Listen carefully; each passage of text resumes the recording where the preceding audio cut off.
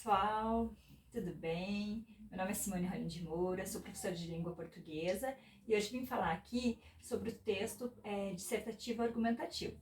Normalmente é o gênero que é pedido nas redações de Enem, concursos e vestibulares, né? Então é bem importante assim, para o aluno do ensino médio que ele pratique, né, a escrita, a produção de texto dissertativo argumentativo. O que é um texto dissertativo argumentativo? É aquele no qual você defende um posicionamento, né? Você vai defender um posicionamento através de argumentos. Normalmente o texto dissertativo argumentativo fala sobre temas polêmicos, né? E quando você vai fazer um concurso, uma prova de Enem, vem um texto motivador, né? Você lê esse texto e você redige o seu. Esse texto é o quê? Para lhe apresentar, lhe referenciar, para você conhecer o tema, qual você vai ter que redigir.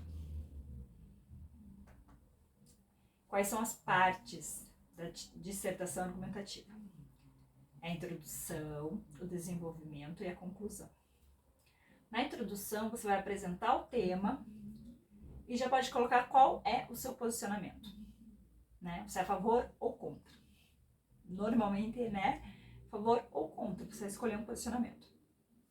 No desenvolvimento, você apresenta o seu posicionamento e seus argumentos e os explica. O porquê que meu posicionamento é esse? Nessa parte o leitor pode ser persuadido, você pode convencer o seu leitor com os seus argumentos. A conclusão, você vai retomar seus argumentos, seu posicionamento e vai oferecer uma sugestão para o problema. Né? Você vai dar uma sugestão para o problema que foi apresentado. O que é importante? O texto dissertativo argumentativo é aquele que o autor discute e analisa um tema polêmico. Você vai discutir, você vai argumentar, você vai dar um posicionamento, mas seu posicionamento não pode ferir os direitos humanos. Então sempre tem que ter um pensamento ético, né, sem lesionar os direitos humanos. Eu vou agora estar distribuindo para vocês uma folha com o texto motivador do Enem de 2014. E nessa folha também vem o texto que foi a nota máxima do Enem 2014. Foi um tema que é polêmico, né, que a gente está em 2022, mas é um tema ainda muito polêmico, que ainda é muito discutido e que eu acho muito interessante. Então eu vou distribuir e vou ler para vocês, tá bom? Vou começar lendo aqui o texto, né, que foi o texto motivador. É sobre a publicidade infantil. Publicidade infantil deve ser proibida? A aprovação, em abril de 2014, de uma resolução que considera abusiva a publicidade infantil, emitida pelo Conselho Nacional de Direitos da Criança e do Adolescente, CONANDA, deu início a um verdadeiro cabo de guerra envolvendo ONGs de defesa dos direitos das crianças e setores interessados na continuidade das propagandas dirigidas a esse público. Elogiada por pais, ativistas e entidades, a resolução estabelece como abusiva toda a propaganda dirigida à criança que tem a intenção de persuadi-la para o consumo de qualquer produto ou serviço, e que utilize aspectos como desenhos animados, bonecos, linguagem infantil, trilhas sonoras com temas infantis, oferta de prêmios, brindes ou artigos colecionáveis que tenham apelo às crianças.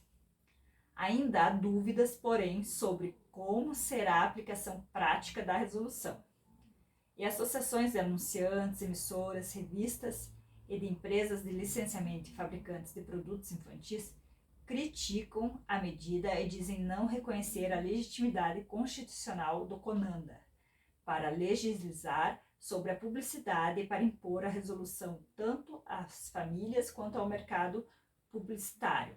Além disso, defende que a autorregulamentação pelo Conselho Nacional de Autorregulamentação Publicitária, CONAR, já seria uma forma de controlar e evitar abusos. Então fala sobre a publicidade infantil, se você pode utilizar uma música infantil, se você pode Na venda do lanche no fast food, você pode dar um brinde, um brinquedo. Então, é sobre essa publicidade, né? Então, você é a favor ou você é contra? O texto que foi nota máxima no Enem de 2014, Batalhão. Criança, futuro consumidor. Foi a candidata Giovanna Lazzaretti Segatti que escreveu. A propaganda é a principal arma das grandes empresas. Disseminada em todos os meios de comunicação, a ampla visibilidade publicitária atinge seu principal objetivo: expor um produto e explicar sua respectiva função. No entanto, essa mesma função é distorcida por anúncios apelativos, que transformaram em sinônimos o prazer e a compra, atingindo principalmente as crianças. As habilidades publicitárias são poderosas. O uso de ídolos infantis, desenhos animados e trilhas sonoras induz a criança a relacionar seus gostos a vários produtos. Dessa maneira, as indústrias acabam compartilhando seus espaços. Como exemplo, as bonecas Monster High fazendo propaganda para o fast food McDonald's. A falta de discussão sobre o assunto é evidenciada pelas opiniões distintas dos países, conforme a OMS. No Reino Unido, há leis que limitam a publicidade para crianças, como a que proíbe parcialmente, em que comerciais são proibidos em certos horários, e a que personagens famosos não podem aparecer em propagandas de alimentos infantis. Já no Brasil, há autorregulamentação, na qual o setor publicitário cria normas e as acorda com o governo, sem legislação específica. A relação entre pais, filhos e seu consumo se torna conflituosa. As crianças perdem a noção do limite que lhes é tirada pela mídia quando a mesma reproduz que tudo é possível, como forma de solucionar esse conflito.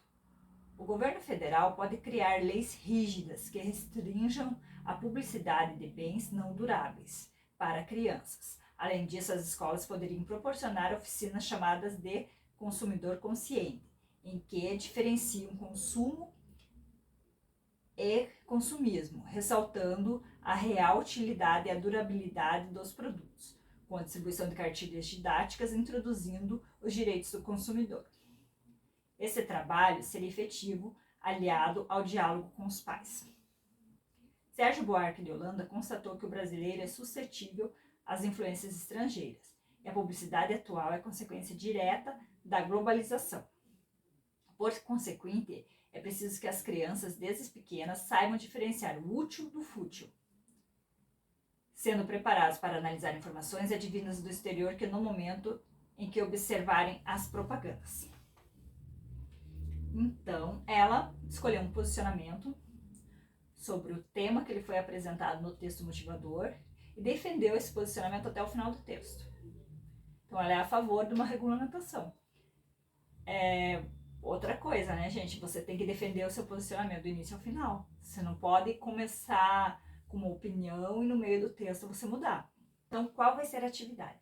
A partir da leitura dos textos apresentados, vocês vão redigir um texto dissertativo argumentativo sobre a publicidade infantil no Brasil. Então, vocês vão colocar seus argumentos, vão colocar qual é a opinião de vocês, né? O texto, o argumento de vocês não pode ferir os direitos humanos, então tem que respeitar os direitos humanos. De forma coerente e coesa, vocês vão organizar suas defesas, vão organizar suas ideias para defesa do seu ponto de vista. Após a correção, a gente vai trocar os textos e um vai ler o texto do outro para vocês terem uma ideia, para vocês verem a opinião do outro e, né, eu acho que vai ser bem legal, vai ser bem dinâmico, tá bom? Então é isso, vou passar dando os textos para vocês agora.